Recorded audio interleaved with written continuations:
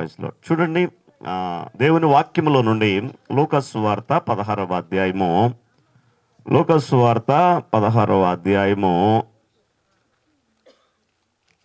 10వ వచనమును ఒకసారి చదువుదాము. లూకాసు వార్త 16వ అధ్యాయము 10వ వచనము. ఎవరైనా చదివి సహాయం చేయగలుగుతారా? మిక్కిలి కొంచెములో నమ్మకముగా ఉండువాడు ఎక్కువలోనో నమ్మకముగా ఉండును. మిక్కిలి కొంచెములో అన్యాయముగా ఉండువాడు ఎక్కువలోనో అన్యాయముగా ఉండును అని చెప్పి దేవుని వాక్యములో ప్రభు మాట్లాడుతున్న మాటలు ఈ ప్రియమైన దోర్మిళ్ళరా గమనించండి. దేవుడు మిక్కిలి ఎక్కువగా ఇవ్వడానికి ముందు మిక్కిలి కొంచెం ఇస్తాడు. హల్లెలూయా, హల్లెలూయా. చూడండి, మిక్కిలి కొంచెము అనే ఈ మాటలో కొన్ని విషయాలను మనము గమనించినట్లయితే, భూమి మీద మన జీవితము చాలా ఎక్కువ, చాలా కొద్దిగా.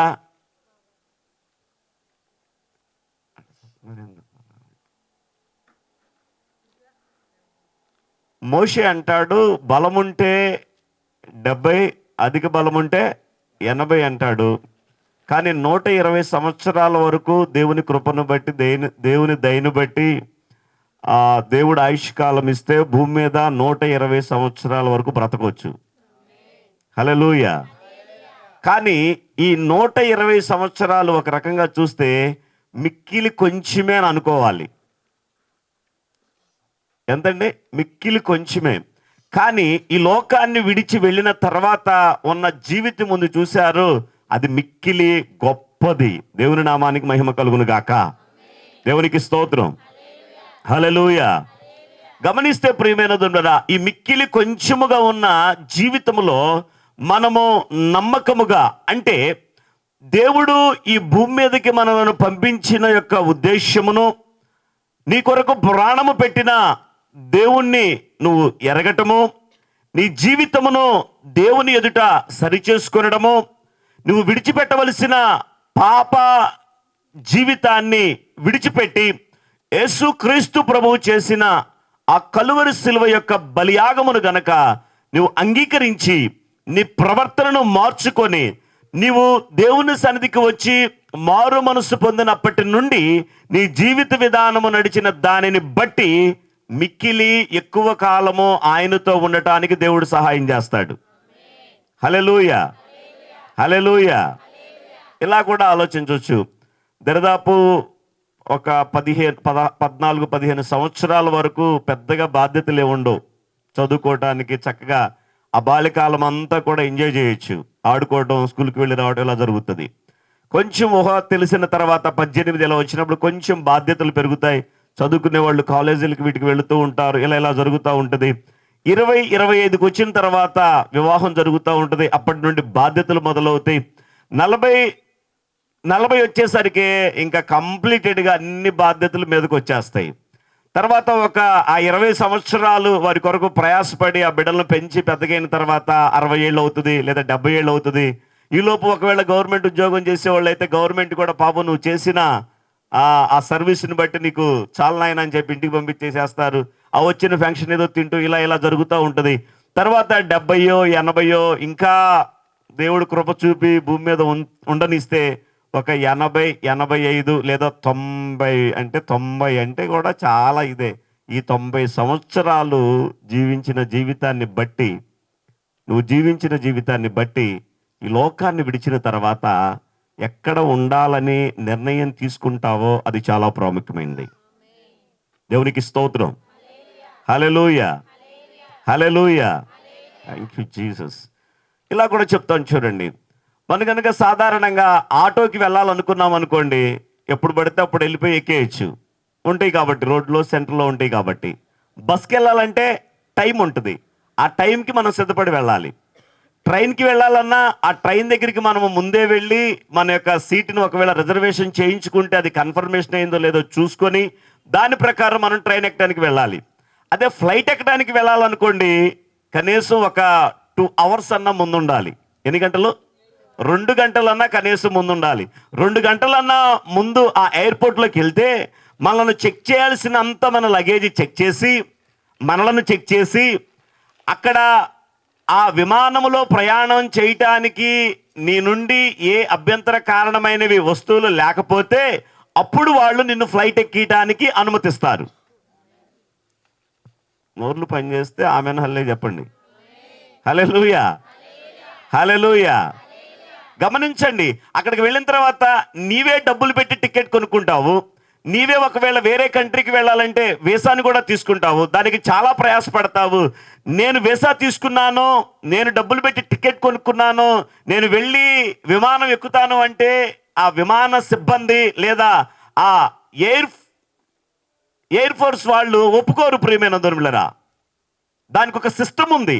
ఆ సిస్టమ్ ప్రకారమే ఏ వ్యక్తి అయినా విమానం ఎక్కాలంటే కొన్ని రూల్స్ అండ్ రెగ్యులేషన్స్ ఉన్నాయి. దాని ప్రకారం మాత్రమే ఆ వ్యక్తి ఆ యొక్క నియమించిన నిబంధనలన్నిటికీ అనుమతించి తను తాను ఇష్టపడితేనే ఆ ఫ్లైట్ ఎక్కడానికి అతడు అర్హత కలిగి ఉంటాడు. లేకపోతే నేను టికెట్ కొనుక్కున్నా, నేను ఎక్కుతాను అంటే ఇలా కూడా ఉంటాయి.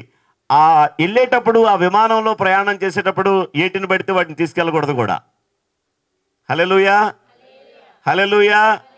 అంటే గమనించండి, ఆటో అయితే ఎప్పుడైతే అప్పుడు ఎక్కొచ్చు, బస్ అయితే ఒక టైం ఉంటుంది, ట్రైన్ అయితే కొంచెం బిఫోర్ వెళ్ళాలి, ఫ్లైట్ అయితే 2 hours అన్నా మినిమము 2 గంటలన్నా ముందు వెళితే కానీ ఆ చెకింగ్ అంతా అయిపోయిన తర్వాత కానీ ఆ ఫ్లైట్ ఎక్కడానికి అనుమతిని వాళ్ళు ఇస్తారు. వాళ్ళకి అనుకూలంగా ఉంటే ఇస్తారు, లేకపోతే రిజెక్ట్ చేసినా కానీ పెద్ద ఆశ్చర్యపడాల్సిన అవసరం ఏమి. వదిలిపెట్టాల్సిన ఆ ఎయిర్పోర్ట్లో వదిలిపెట్టేస్తే అప్పుడు అనుమతి పొంది ఆ ఫ్లైట్ ఎక్కుతాం. ప్రియమైనది, ఇక్కడ చూసినట్లయితే ఈ మిక్కిలి కొంచెము జీవితంలో పరలోక రాజ్యానికి సిద్ధపడాలి అంటే, లేదా దేవుని రాజ్యానికి నువ్వు చేరాలి అనుకుంటే అన్నిటినీ తగిలించుకొని చేయాల్సినవి అన్నీ చేస్తూ, లేదా చేయకూడని వాటినన్నిటిని చేసుకుంటా నేను కూడా పరలోక రాజ్యము వెళతాను అనే భ్రమలో విశ్వాసులు బ్రతకకూడదు. దేవుడికి మహిమ కలుగును గాక. హల్లెలూయా. ఆ పరలోక రాజ్యానికి సంబంధించిన విషయాలు దేవుని వాక్యము చదివితే, దైవజనుడు బోధిస్తున్నప్పుడు గ్రహించుకుంటే ఏమేమి మన జీవితంలో ఉండకూడనివి ఉంటూ ఉన్నాయి, వేటిని మనము విడిచిపెట్టలేకపోతున్నాము, లేదా దేవుని కంటే ఎక్కువగా వేటిని ప్రేమిస్తున్నాము అని గనక మనం పరిశీలించుకొని విడిచిపెట్టవలసిన వాటిని విడిచిపెట్టినట్లయితే ఆ మిక్కిలి నిరంతరము ఉండే రాజ్యానికి దేవుడు మనలను వారసులుగా చేస్తాడు. హల్లెలూయా. అందరూ చెప్తారు, ఒకసారి నోరు తెరిచి 2 చేతులు పైకెత్తి. మిక్కిలి కొంచెము జీవితము, ఇందులో సిద్ధపడాలా. దేవుని రాజ్యమునకు తగినట్లుగా మన ప్రవర్తన, మన ఆలోచన, మన మాటలు అన్నీ కూడా ఎలా పడితే అలా ఉంటే దేవుని రాజ్యానికి వెళతాను అనే భ్రమలో మనిషి ఉండకూడదు, విశ్వాసి ఉండకూడదు. సహోదరి సహోదరుడా, గమనించుకోవాలి. నా మాటలు ఏమై ఉన్నవి, నా ప్రవర్తన ఏమై ఉన్నది, నా జీవిత విధానం ఏమై ఉన్నదని పరిశీలించుకొని విడిచిపెట్టవలసిన వాటిని విడిచిపెట్టినప్పుడు ఆ నిజమైన దేవుని రాజ్యమునకు నీవు వారసుడిగా మార్చబడతావు. అలాగే చూసినట్లయితే మిక్కిలి కొంచెములో అన్యాయముగా ఉండువాడు ఎక్కువలోనూ అన్యాయముగా ఉండును. కాబట్టి మీరు అన్యాయపు సిరి విషయములో నమ్మకముగా ఉండని ఎడల సత్యమైన ధనమును ఎవరు మీ వశము చేయను. కొంచెము అన్యాయము సిరి విషయములోనే నువ్వు నమ్మకంగా ఉండకపోతే నీ సొంతదైన దాన్ని నీకు ఎవరిస్తారని చెప్పి ప్రభు మాట్లాడుతున్నాడు. ఇక ఇంకొక విషయాన్ని చూసినట్లయితే చదువుతారా, మీరు పరుల సొమ్ము విషయములో నమ్మకముగా ఉండని ఎడల మీ సొంతమైనది మీకు ఎవడిచ్చును. చాలా మందికి ఎట్లా ఉంటుందయ్యా అంటే, సాధారణంగా పెద్దలు అంటారు పరుల సొమ్ము పాము వంటిది. ఎప్పుడు? చిన్నప్పుడు చదువుకునేటప్పుడు. ఇప్పుడు పెద్దగైన తర్వాత పరుల సొమ్ము పాయసంలా కనబడుతుంది చాలా మందికి. చెప్పనా, దేవుని వాక్యంలో రాయబడి ఉంటుంది పిల్లరా. ఇవి నా మాటలు కాదు, దేవుడు తన వాక్యంలో రాయించిన మాటలనే మీతో చెబుతున్నా. దేవునికి స్తోత్రం. తన పొరుగువాని సరిహద్దు రాయిని తీసివేయవాడు లేదా ఆక్రమించుకుని వాడు శాపగ్రస్తుడు అని రాయబడి ఉంది. దొంగతనము చేసిన వాని మీదకి శాపం వస్తుందని రాయబడి ఉంది. అక్రమముగా ఆస్తిని సంపాదించడానికి చూస్తే ఇలా ఇలా ఉంటది అని చెప్పి దేవుని వాక్యములో అనేకమైన విషయాలు రాయబడి ఉన్నాయి ప్రియులారా. నిజదేవుడిని ఎరగని వారు పాపం వాళ్ళకి తెలియని జీవితాలు వాళ్ళు జీవిస్తున్నారు. కానీ దేవుని మందిరానికి వచ్చి దేవుని వాక్యమును వింటున్న నీ జీవితంలో, దేవుని మాటలు వింటున్న నీ జీవితంలో, దేవునికి ప్రార్థన చేస్తున్న నీ జీవితంలో, దేవుణ్ణి ఆరాధిస్తున్న నీ జీవితంలో అక్రమమైన వాటికి, అన్యాయమైన వాటికి చోటు ఇవ్వకూడదు. దేవునికి స్తోత్రం. హల్లెలూయా, హల్లెలూయా. చాలా మందికి ఎలా ఉంటుందయ్యా అంటే, ఆ పరుల సొమ్ము పాయసంలా కనబడిపోద్ది వీళ్ళకి. కానీ దేవుని వాక్యం అంటుంది, తన పొరుగు వాని యొద్ద ఏదైనా కానీ దొంగిలిస్తే చెప్పకుండా తీసుకొని అలాగే అట్టి పెట్టుకొని మర్చిపోయాళ్ళే అనుకుంటే అది శాపము కింద ఉంటుంది. ప్రియమైన దొరిమిళ్ళారా, చాలామంది ఏమనుకుంటారు, కొంచెమేగా, ఆ కొంచెమే. ఎన్ని లీటర్ల పాలల్లో ఎంత విషం వేస్తే మనుషులు చనిపోతారు? దానికి ఏం లీటర్లు వేయాల్సిన అవసరం లేదు. విషము ఒక్క చుక్క పాయిజన్ చాలు, పాలు మొత్తం పాడైపోయి మనుషుల యొక్క ప్రాణాలను తీయటానికి. చూడండి, ఎంత చాలా మంది ఏమంటారో చెప్పనా, చిన్న పాపమే కదండి, పెద్ద పాపమే కదండి అంటారు. కానీ దేవుని వాక్యంలో నువ్వు చూస్తే చిన్న పాపము పెద్ద పాపం అనేది నువ్వు పెట్టుకుందే, కానీ పాపమును దేవుడు పాపముగానే చూస్తాడు. దేవుడికి మహిమ కలుగును గాక. హల్లెలూయా. గమనించండి ప్రియమైన, చిన్నదా పెద్దదా కాదు, నీవు ఆ పాపమును ప్రేమిస్తున్నావా, నువ్వు ఆ పాపమును ప్రేమించి కావాలని జరిగిస్తున్నావా, అది నీకు తీరని నష్టాన్ని, అది నీకు తీరని కష్టాన్ని, అది నీకు తీరని ఇబ్బందిని కలుగు చేస్తుంది సహోదరి సహోదరుడా. ఇలాగే పాపము ఒకనొక గ్రామం నుండి మరొక గ్రామానికి కొన్ని పనులు, కూలి పనులు చేసుకోవడానికి ఒక ముఠాగా అందరు కొంతమంది వెళుతూ ఉన్నారు. పాపం ఆ పని చేయించుకునే ఆ ఇంటి యజమానుడు ఏం చేశాడయ్యా అంటే, పాపం వీళ్ళందరూ వచ్చిన వాళ్ళకి ఏం చేశాడంటే ఒక ఇంటిని ఏర్పాటు చేశాడు. ఆ ఇంట్లో కొన్ని సామాన్లు కూడా ఉంటూ ఉన్నాయి. ఆ ఇంట్లో కూడా ఆ సామాన్లు ఉంటూ ఉంటే అందులో కొంతమంది ఉన్నారు, ఆ ఊరు నుంచి వేరే ఊరు వెళ్ళిన అందులో కొంతమంది విశ్వాసులు కూడా ఉన్నారు. అందులో ఒక విశ్వాసం ఉంది. పాపం అక్కడికి వెళ్ళగానే ఆ ఇంట్లో ఆ తళతళ మెరుస్తా ఎత్తడి రాగి చెంబోటి కనపడింది. ఏం కనపడిందమ్మా? ఇలా చెప్తాను చూడండి. మనుషుల్లో ఉన్న దొంగతనము అనే బుద్ధి అన్నిటికీ బయటపడదు. హలో, అర్థమవుతుందా? అన్నిటికీ బయటపడదు. వాళ్ళకి ఇష్టమైనది కనపడ్డప్పుడు అది బయటపడుతుంది. కొంతమందికి బంగారం ఇష్టం అనుకోండి, ఆ బంగారం అనేది ఎవరో లేకుండా దొరికితే వీళ్ళలో ఉన్న ఆ దొంగ స్వభావం అనేది బయటకు వస్తుంది. కొంతమందికి ఎండి ఇష్టమైతే వెండి కనపడ్డప్పుడు బయటకు వస్తుంది. కొంతమందికి డబ్బులు ఇష్టమైతే ఆ డబ్బులు కనపడ్డప్పుడు బయటకు వస్తుంది. కొంతమందికి వస్తువులు అంటే ఇష్టమంటే ఆ వస్తువులు కనపడ్డప్పుడు బయటకు వస్తుంది. ఇలా రకరకాలుగా వీళ్ళు అన్ని దొంగతనం చేయరు, కానీ వీళ్ళకి ఏదైతే లోపల ప్రేమ ఉంటుందో అది కనపడ్డప్పుడు దాన్ని దొంగిలించడానికి చూస్తూ ఉంటారు. వీళ్ళు కూడా చాలా మంది ఉన్నారు. అందులో ఒక విశ్వాసం కూడా ఉంది. ఆమె ఏం చేసిందంటే, పాపము ఆ రాగి చెంబు బాగుంది కదా, మంచిగా తోవి పెట్టారు. మంచిగా తోవి పెట్టేసరికి మెరుస్తుంది. ఏం ప్రాణం పాపం లాగుతూ ఉంది దాని మీద. దేని మీద? చర్చికెళ్ళి ఏమో చేసే పని. పాపం ఎవరో చూడట్లేదులే అని చెప్పి ఆ చెంబు కాస్త తీసుకొని ఆమె తెచ్చుకున్న సామాను సంచులు పెట్టేసుకుంది. అయిపోయింది, కోత ఆ నాట్లు వేయడం అయిపోయింది, చక్కగా ఇంటికి వచ్చింది. ఇంటికి వచ్చిన తర్వాత రాత్రిపూట గుండెల్లో నొప్పి మొదలయ్యింది మెల్లగా. ఆదివారం మందిరానికి వచ్చింది. దైవజనుడి చేత, అయ్యా నాకు బాగోవట్లేదు, హార్ట్ ప్రాబ్లంగా ఉంది, ప్రార్థన చేయండి అయ్యా అని చెప్పి దైవజనుడి చేత ప్రార్థన చేయించుకోవడానికి వస్తే ఈ దైవజనుడు ఆమెలో ఉన్న దెయ్యాన్ని గద్దిస్తా ఉన్నాడు. పో యేసు నామములో అంటే అది నేను పొరపాటును కూడా పోనంటుంది.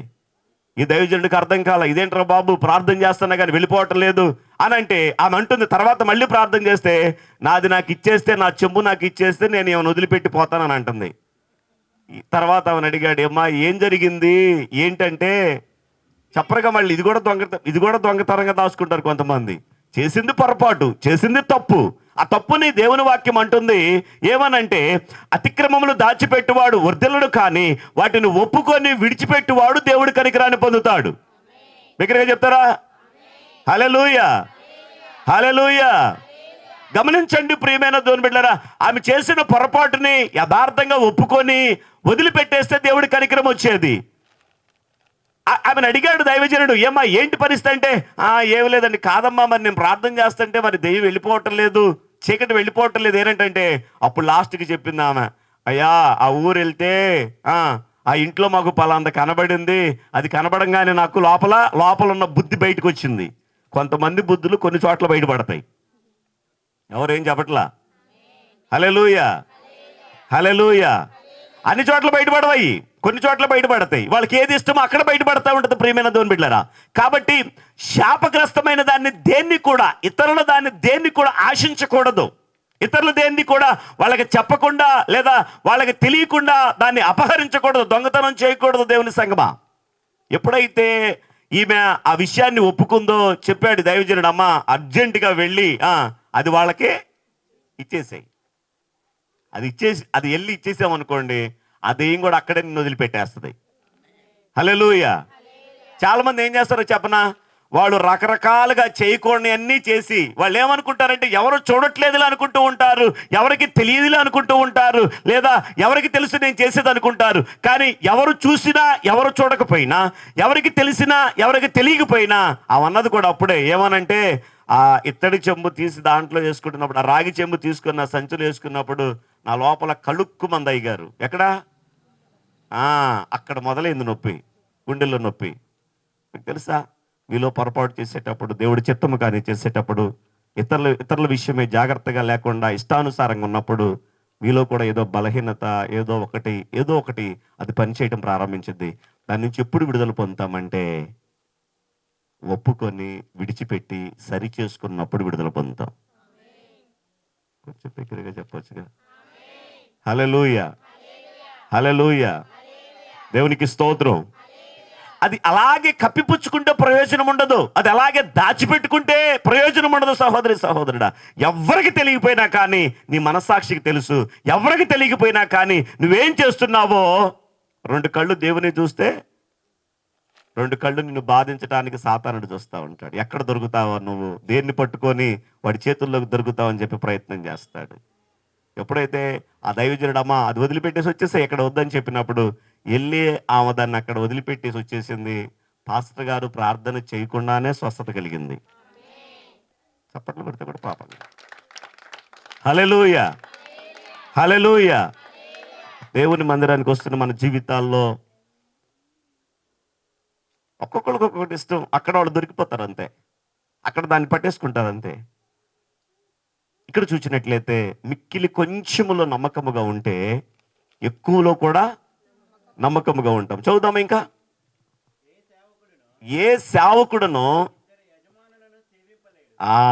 చూడండి, ఎవరైనా సరే ఇద్దరు పక్షముగా ఉండలేం మనం. అమ్మా వినబడుతుందా? ఏంటి? ఇద్దరితో నాకు వాళ్ళంటే ఇష్టం, వీళ్ళంటే ఇష్టమే, కానీ ఒక సమయం వచ్చినప్పుడు ఏదో ఒకదాన్ని ద్వేషిస్తాం. హల్లెలూయా, హల్లెలూయా. ఒక్కసారి ఈ మాటను ఒక్కదాన్ని పట్టుకొని కొంచెం ఆలోచిద్దామా. నీకు దేవుడంటే ఇష్టమా అని అడిగితే మీరు ఖచ్చితంగా చేతులు ఎత్తారు. ఏమని? ఎత్తండి ఒకసారి మీ బంగారు హస్తాలు. దేవుడంటే ఇష్టమా అని. Very good. దేవుడి నామానికి మహిమ కలుగును గాక. హల్లెలూయా. ఇప్పుడు ఇలా కూడా అడుగుతాను, దేనికంటే దేవుడు ఎక్కువ ఇష్టమో చెప్పండి. అర్థమైందని ఆ మాట? దేవుడు అంటే ఇష్టమే అని చెప్పారు, దేవుని నామానికి మహిమ కలుగును గాక.